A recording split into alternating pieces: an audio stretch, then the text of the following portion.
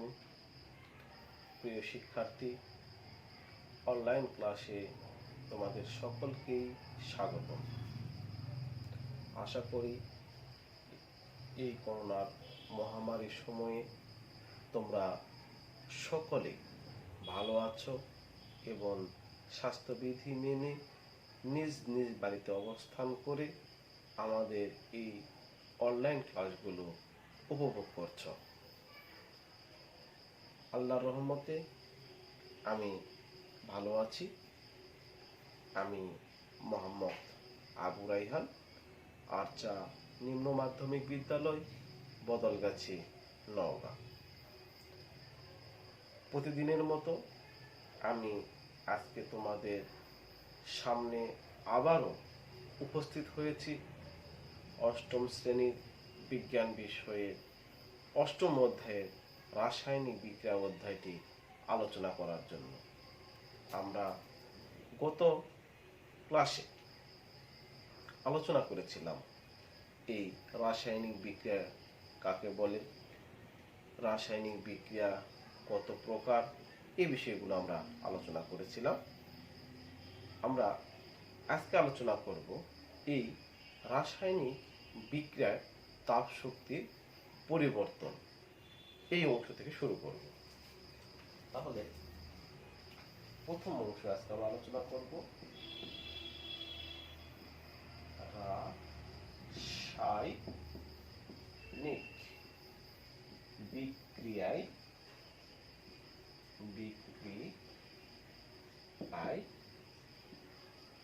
তাপ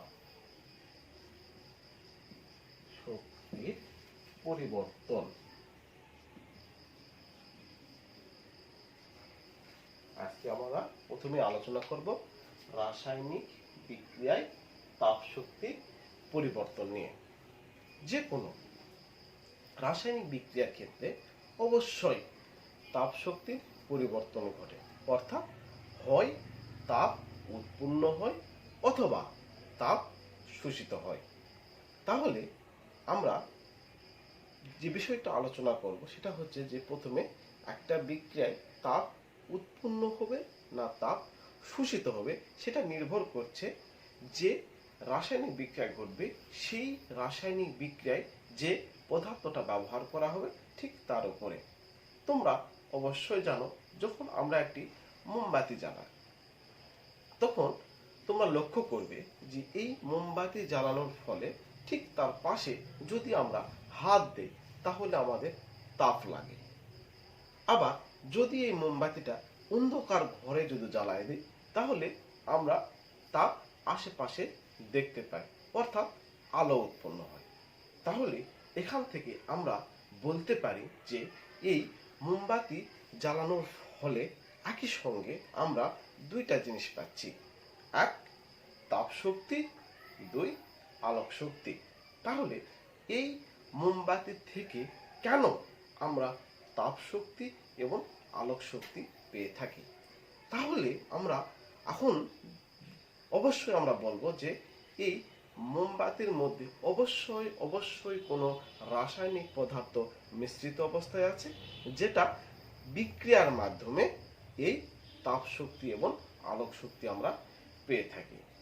আবার দেখো, তোমরা লক্ষ্য করো যে আমরা বসত বাড়িতে রান্না বান্না করার জন্য যে গ্যাসটা ব্যবহার করি, এখান থেকেও কিন্তু আমরা রান্না বান্না করছি। কেন, কিভাবে? তাহলে লক্ষ্য করে দেখো যে যখন আমরা এই গ্যাসটা অন করে দেই তখন এখানে কি উৎপন্ন হয়? তাপ উৎপন্ন হয় এবং এই তাপের ফলে আমরা রান্না করতে পারছি।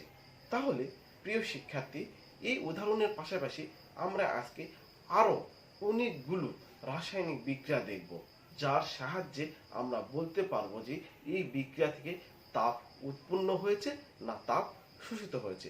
তার প্রথমে আমরা আলোচনায় আসি একটি বিক্রিয়া নিয়ে। সেই বিক্রিয়াটি হচ্ছে খাবার সোডার সাথে লেবুর রসের বিক্রিয়া। তাহলে প্রথমটি হচ্ছে খাবার সোডা সাথে লেবুর রসের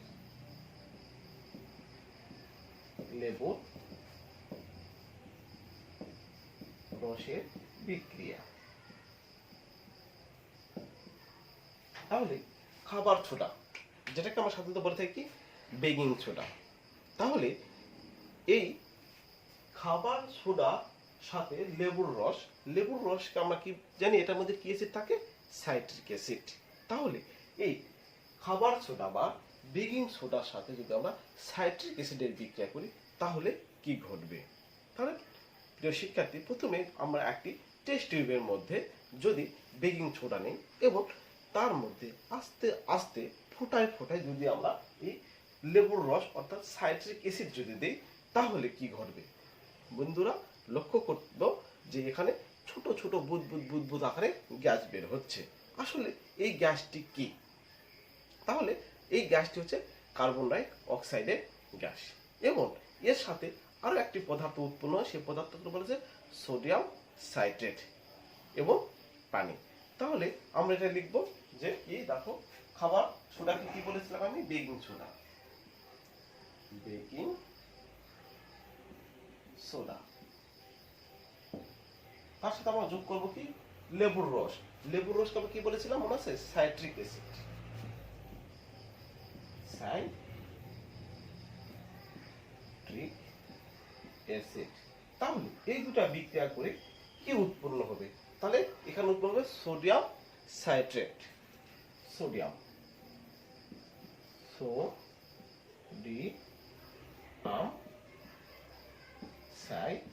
citrate plus carbon dioxide. Carbon dioxide plus পানি। তো প্রিয় শিক্ষার্থী দেখো, বেকিং সোডার সাথে আমরা কি দিয়েছি? Citric acid. বিক্রিয়া করে কি উৎপন্ন হচ্ছে? Sodium citrate, carbon die oxide এবং হচ্ছে পানি। এখন এটাকে যদি আমরা রাসায়নিক সংকেতের সাহায্যে লিখি তাহলে লিখব বেকিং সোডার সংকেত হচ্ছে NaHCO3। এটা হচ্ছে বেকিং সোডার সংকেত। এবার এসে আমরা সাইট্রিক অ্যাসিড। সাইট্রিক সংকেত কি? C6H8O7, অর্থাৎ কার্বন 6টি, হাইড্রোজেন 8টি, অক্সিজেন 7টি। তাহলে উৎপন্ন হবে কি? Sodium citrate. তাহলে C6H8O7 plus carbon dioxide plus পানি। তাহলে প্রিয় শিক্ষার্থী লক্ষ্য করে দেখো, আর এখান থেকে আমার একটা হাইড্রোজেনকে প্রথমে সরিয়ে নিয়ে গেছি, যাই কি উৎপন্ন করছি? পানি উৎপন্ন করছি। এখান থেকে কার্বন, তাহলে এখানে কি থাকলো? একটা সোডিয়াম। তাহলে এই সোডিয়ামটা আমরা এখানে দিয়ে দিব।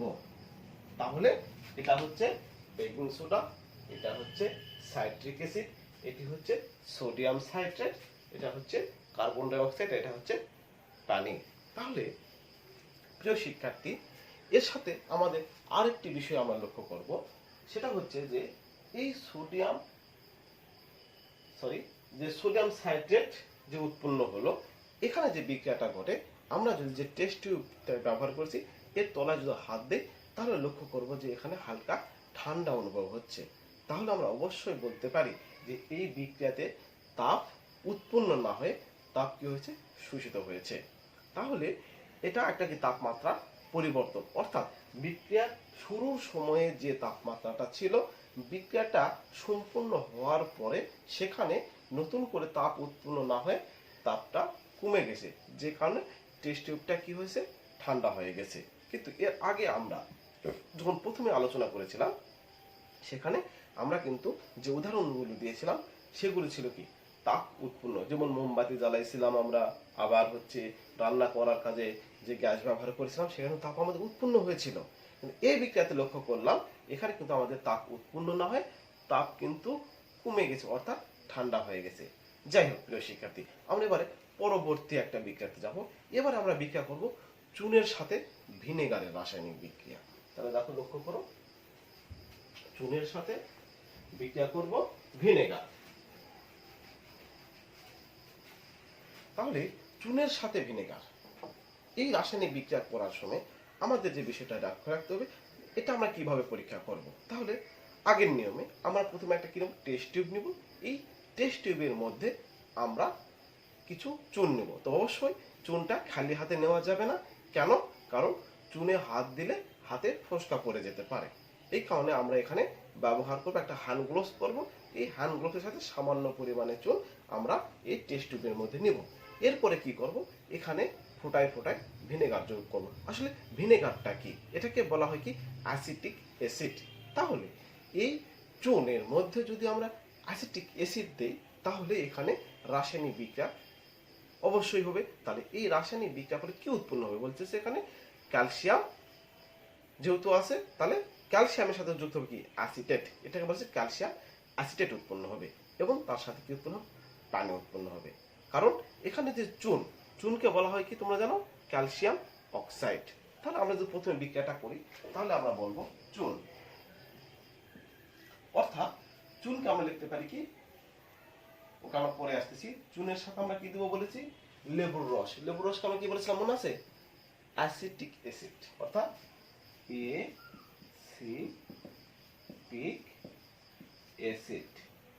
তাহলে এই দুটা বিক্রিয়া করে কি উৎপন্ন হবে বলেছিলাম, sodium acetate, sorry calcium acetate উৎপন্ন হবে কি এখানে,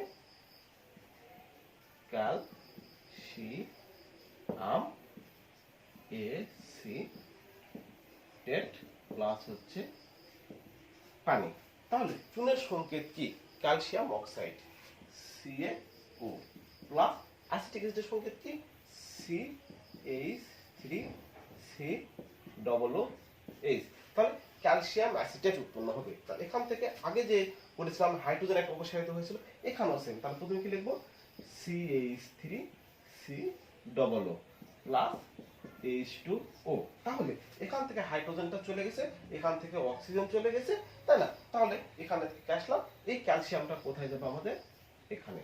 তাহলে এটা হচ্ছে কি চুনের সংকেত, এটা হচ্ছে অ্যাসিটিক অ্যাসিডের সংকেত, এটা হচ্ছে ক্যালসিয়াম অ্যাসিটেটের সংকেত, এটা হচ্ছে পানির সংকেত। তাহলে প্রিয় শিক্ষার্থী, এখানে লক্ষ্য করে দেখো, এই যে বিক্রিয়াটা, এই বিক্রিয়ার ক্ষেত্রে সেম। যদি আমরা এই টেস্ট টিউবে হাত দিই, তাহলে দেখতে পারবো এখানে তাপ উৎপন্ন হয়েছে, অর্থাৎ টেস্ট টিউবটা কি হয়েছে, গরম হয়ে গেছে। তাহলে আমরা অবশ্যই বলতে পারি একটি রাসায়নিক বিক্রিয়ায় অবশ্যই তাপ শক্তির পরিবর্তন ঘটে, অর্থাৎ সেখানে হয় তাপ উৎপন্ন হয় অথবা তাপ কি হয়, কমে যায়। আমরা দুইটা বিক্রিয়া থেকে আমরা সেই দুইটা জিনিস পর্যবেক্ষণ করলাম। তাহলে এখানে একটা বিষয় লক্ষ্য করে দেখো, যেহেতু ক্যালসিয়াম অক্সাইড এটা একটা কি ক্ষারীয় পদার্থ, এটি একটি ক্ষারীয় পদার্থ, ক্ষারীয় পদার্থ, আর এটা কি অ্যাসিড বা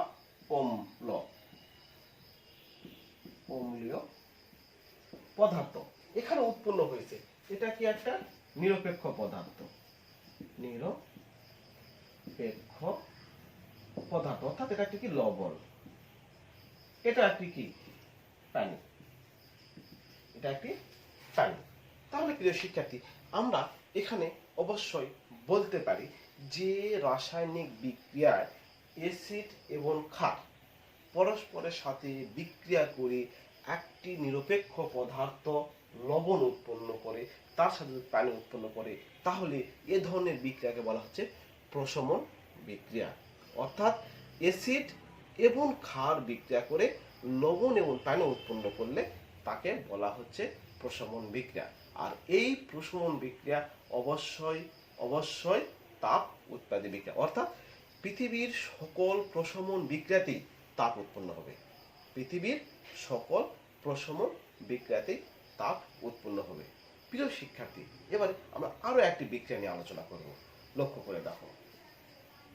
তাহলে এবারে আমরা যে বিক্রিয়াটি নিয়ে আলোচনা করব, সেই বিক্রিয়াটি হচ্ছে, এবারে আমরা চুনের সাথে আমরা কি দিব, সরাসরি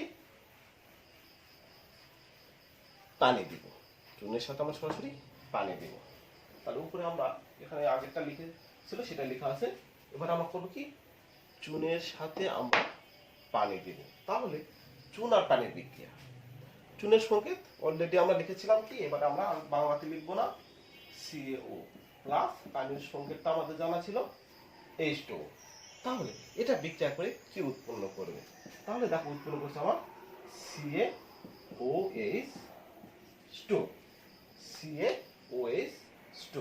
তাহলে এখানে আমার দেখো ক্যালসিয়াম একটা হাইড্রোজেন দুইটা, এখানেও দুইটা, অক্সিজেন দুইটা। তাহলে আমার আর নতুন করে সমতা করা লাগছে না।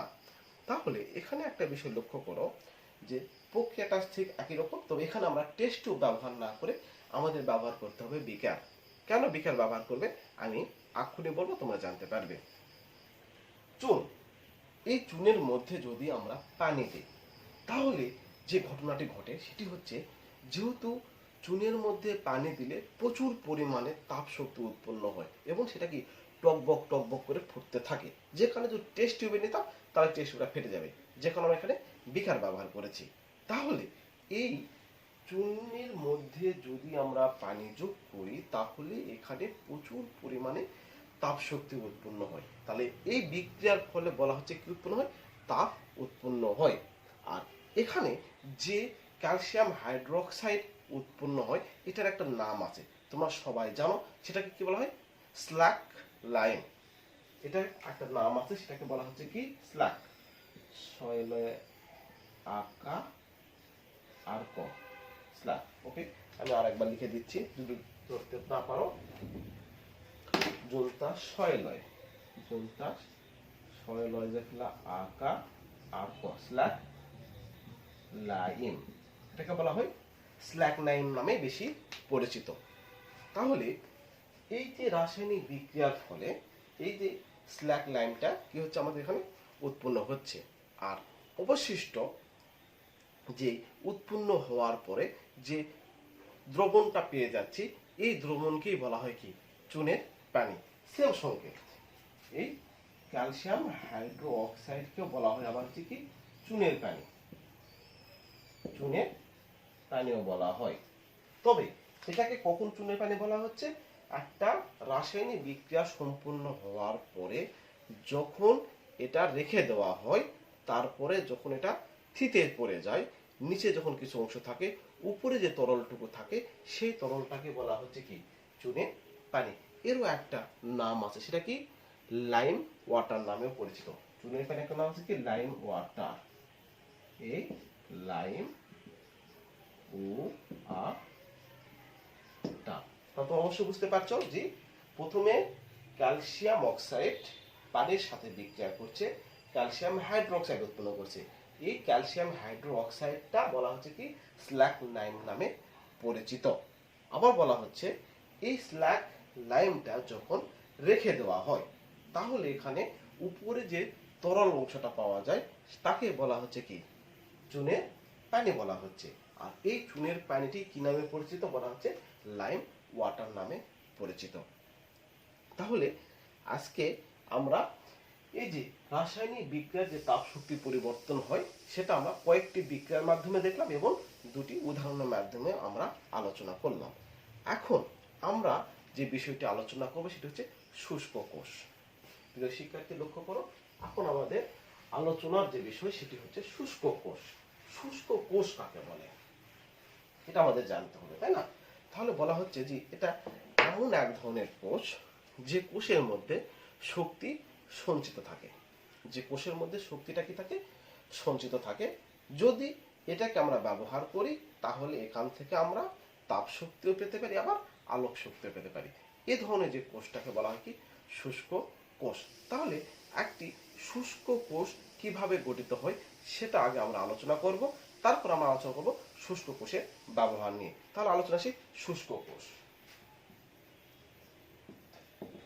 শুষ্ক কোষ, অলরেডি আমরা শুষ্ক কোষ কি তা তোমাদের বলেছি। তাহলে এই শুষ্ক কোষটা আসলে কোনটি? তাহলে দেখো, আমরা সাধারণত এই মোবাইলের টর্চ লাইটে যে ব্যাটারিগুলো ব্যবহার করি, অথবা আমরা বাসাতে যে এসি বা টিভি চালানোর জন্য যে রিমোটের যে ব্যাটারিগুলো ব্যবহার করি, এই ব্যাটারিগুলোই মূলত বলা হচ্ছে কি শুষ্ক কোষ।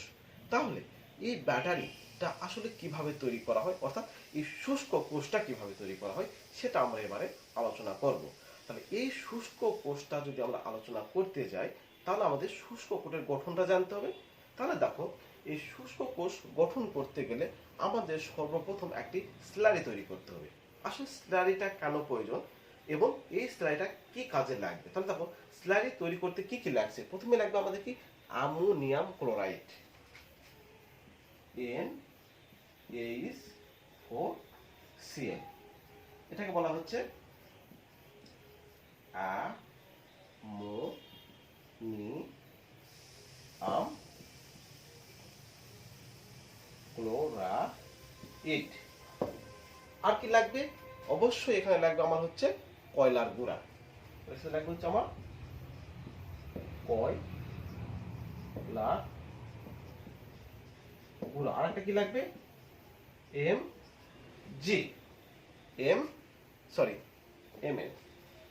ম্যাঙ্গানেজ ড্রাই অক্সাইড, MnO2। এটাকে বলা হচ্ছে ম্যাঙ্গানিজ ড্রাই অক্সাইড। এটাকে বলা হচ্ছে ম্যাঙ্গানিজ ড্রাই অক্সাইড।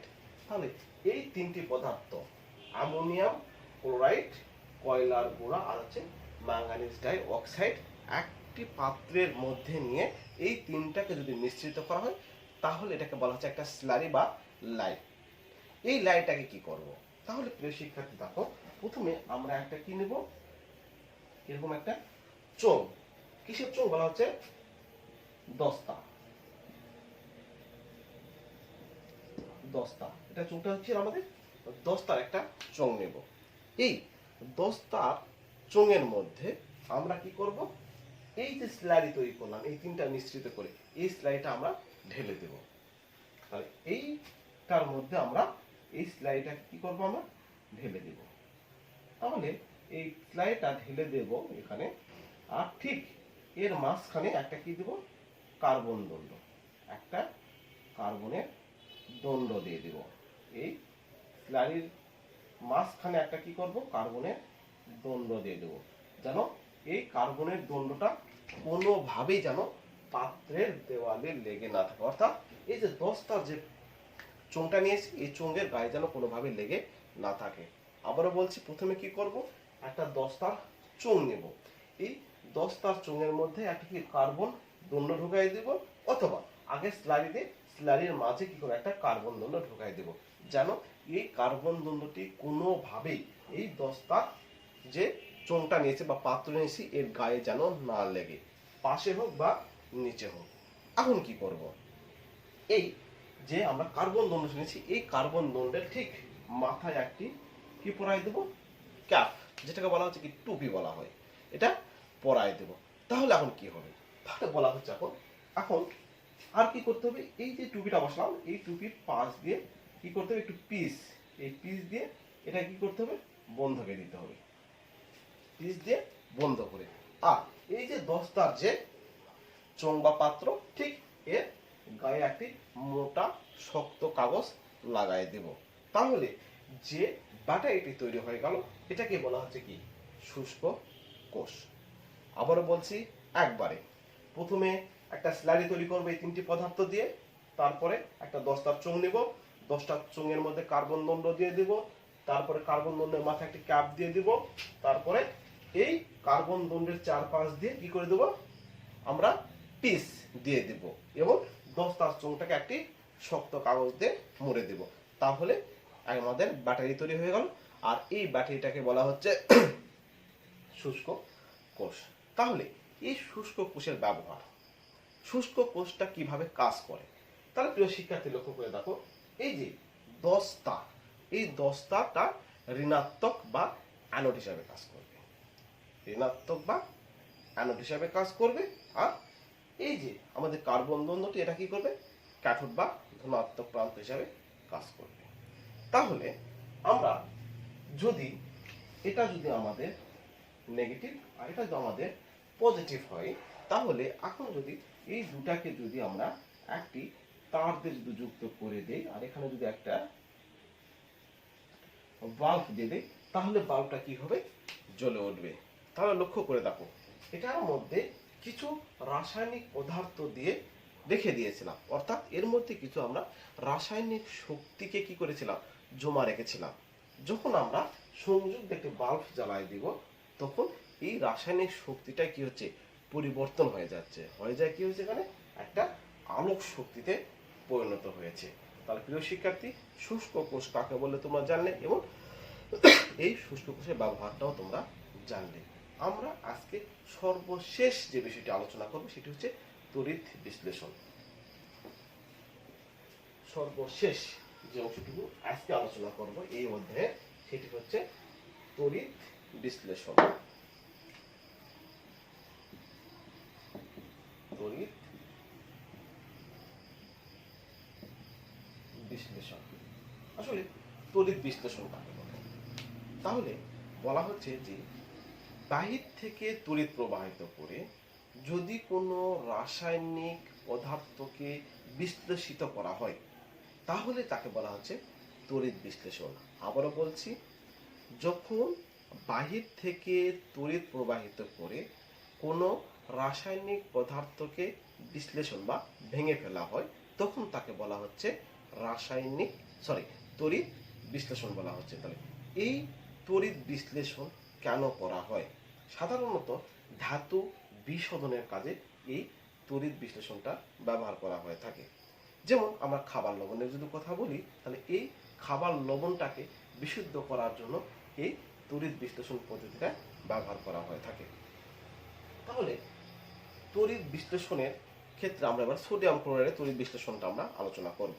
তাহলে একটা পাত্রের মধ্যে যদি আমি সোডিয়াম ক্লোরাইড নিই, NaCl, এর মধ্যে আমি একটা দ্বন্দ্ব দিয়ে দিলাম অ্যানোড, একটা দ্বন্দ্ব দিয়ে দিলাম হচ্ছে ক্যাথোড, আর এর মাঝে আমি একটা কি দিয়ে দিলাম, ব্যাটারি। এটা হচ্ছে ব্যাটারি।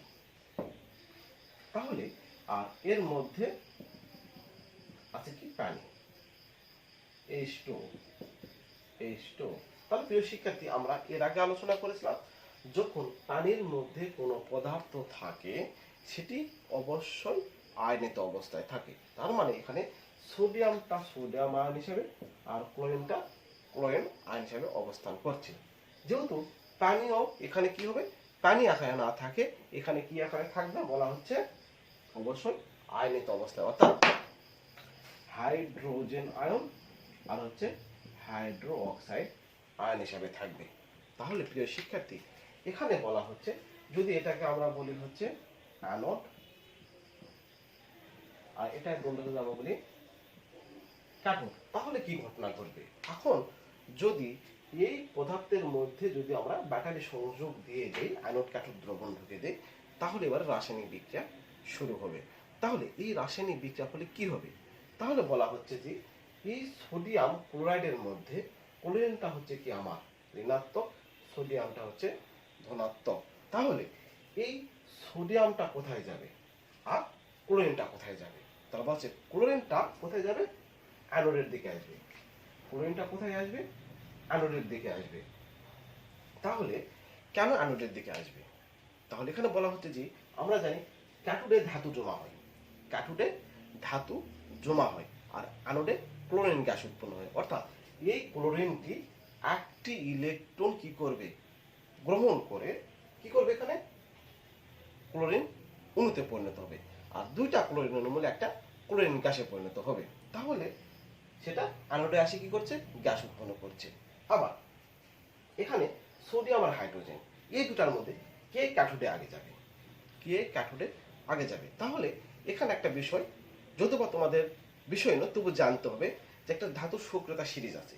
এই সিরিজ অনুযায়ী যার অবস্থান উপরে সে আগে কি হয়, বিয়োজিত হয় সক্রিয়তা অনুযায়ী। তাহলে এখানে হাইড্রোজেন আর সোডিয়ামের মধ্যে হাইড্রোজেনটা কি হয়, এখানে সক্রিয়তার দিক দিয়ে একটু বেশি, যে কারণে যখন তড়িৎ বিশ্লেষণ শুরু হয় তখন সোডিয়াম না হয় এই হাইড্রোজেন আয়নটাই তখন কি করে, এই ক্যাথোডে যায়, হাইড্রোজেন গ্যাস উৎপন্ন করে এবং বুদবুদ আকারে কি করে, শব্দ করে বুদবুদ গ্যাস উৎপন্ন করে। তাহলে বলা হচ্ছে এখানে অ্যানোডে কি হচ্ছে আমার ক্লোরিন, আর ক্যাথোডে যাচ্ছে কি হাইড্রোজেন, আর এই দ্রবণের মধ্যে কি পড়ে থাকতেছে আমার সোডিয়াম হাইড্রো অক্সাইডটা থেকে যাচ্ছে। তাহলে বিক্রিয়াটা দেখি একটু দেখো। তাহলে বলা হচ্ছে এই সোডিয়াম ক্লোরাইডটা প্রথমে পানিতে দেওয়ার ফলে ভেঙে যায়, কি হয়, সোডিয়াম আয়ন প্লাস হচ্ছে ক্লোরাইড আয়ন। আবার আমি যে পানিটা দিয়েছিলাম এটা ভেঙে কি লিখেছি আমি, হাইড্রোজেন আয়ন প্লাস হচ্ছে হাইড্রো অক্সাইড আয়ন। তাহলে বলা হচ্ছে প্রথমে কি হচ্ছে, এই যে ক্লোরিনটা কোথায় আছে, অ্যানোডে, ক্লোরিনটা অ্যানোডে। তাহলে কি হচ্ছে এখানে, এই যে ক্লোরিন কি ছিল আমার, নেগেটিভ। তার মানে বোঝা হচ্ছে ক্লোরিন একটা কি করেছে, ইলেকট্রন সে কি করেছিল, কারো কাছ থেকে ধার নিয়েছিল, যে কারণে সে কি হচ্ছে নেগেটিভ। তাহলে এই ইলেকট্রনটা এবার কি করবে, সে দিয়ে দিবে। তাহলে দিয়ে দিলাম, দিয়ে দিলে কি হলো, সে একটা ক্লোরিন একটা কি হলো, পরমাণুতে পরিণত হলো। তাহলে এই বলা হচ্ছে এই ক্লোরিন আর একটা ক্লোরিন মিলে কি হলো, এই ক্লোরিন গ্যাস উৎপন্ন হচ্ছে। সেটা কোথায় উৎপন্ন হচ্ছে, আমাদের অ্যানোডে। তাহলে অ্যানোডে কি উৎপন্ন হচ্ছে, ক্লোরিন গ্যাস উৎপন্ন হচ্ছে এবং বুদবুদ আকারে উড়ে যাচ্ছে। আবার এখানে বললাম কি আমি, হাইড্রোজেন কোথায় যাচ্ছে, ক্যাথোডে। অর্থাৎ এই হাইড্রোজেন আয়ন, তার মানে বোঝানো হচ্ছে এখানে হাইড্রোজেনটা পজিটিভ আকার আছে, মানে একটা প্রোটন, একটা প্রোটন বাইরেকে বলবো আমরা হাইড্রোজেন আয়ন। সে যেহেতু ইলেকট্রন এখানে সে গ্রহণ করেছিল বলো পজিটিভ, তাহলে এবার সেই ইলেকট্রনটা কি করবে, ছেড়ে দিবে।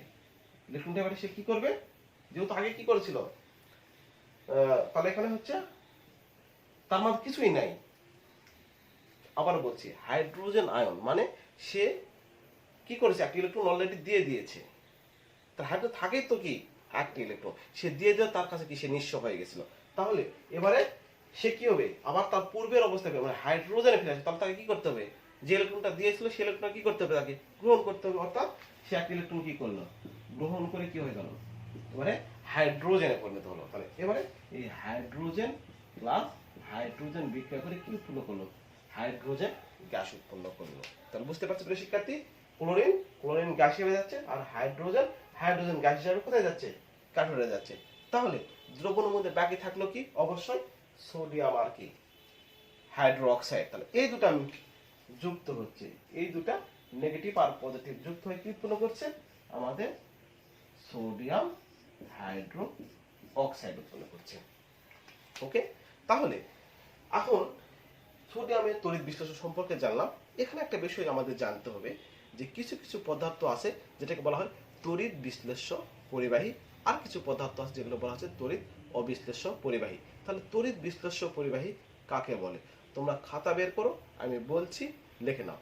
আমি আস্তে আস্তে দুইবার বলবো। তাহলে বলা হচ্ছে যে সমস্ত পদার্থ, যে সমস্ত পদার্থ দ্রবীভূত বা বিগলিত অবস্থায়, লিখে নাও, যে সমস্ত পদার্থ দ্রবীভূত বা বিগলিত অবস্থায় তড়িৎ পরিবহন করে এবং রাসায়নিক বিক্রিয়ায় অংশগ্রহণ করে তাদেরকে বলা হচ্ছে তড়িৎ বিশ্লেষ্য পরিবাহী। যেমন অলরেডি আমরা লিখেছি সোডিয়াম ক্লোরাইড একটি তড়িৎ বিশ্লেষ্য পরিবাহী। কেন, এর মধ্যে দিয়ে আমরা তড়িৎ দিয়েছি বলে এটা কি করছে, রাসায়নিক বিক্রিয়া করেছে। এখন বলা হচ্ছে তড়িৎ অবিশ্লেষ্য পরিবাহী কাকে বলে। তাহলে সেম উল্টা কথা বলছে, যে সমস্ত পদার্থ বিগলিত অথবা কি দ্রবীভূত অবস্থায় রাসায়নিক বিক্রিয়া করে না তাদেরকে বলা হচ্ছে কি তড়িৎ অবিশ্লেষ্য পরিবাহী। যেমন চিনি। আবার বলছি যে সমস্ত পদার্থ গলিত অবস্থায় অথবা কি বিগলিত অবস্থায় কোনোভাবেই বিদ্যুৎ পরিবহন করবে না তাদেরকেই বলা হচ্ছে তড়িৎ অবিশ্লেষ্য পরিবাহী। যেমন চিনি একটি তড়িৎ অবিশ্লেষ্য পরিবাহী।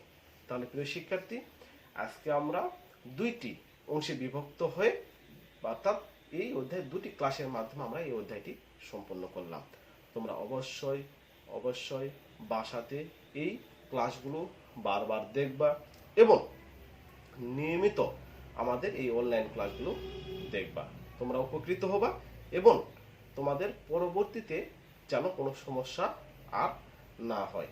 তাহলে প্রিয় শিক্ষার্থী, আজকের মতো আমি আমার অনলাইন ক্লাস এখানেই সমাপ্ত ঘোষণা করছি। সুন্দর থাকো, সুস্থ থাকো, তোমাদের সুস্বাস্থ্য কামনা করছি।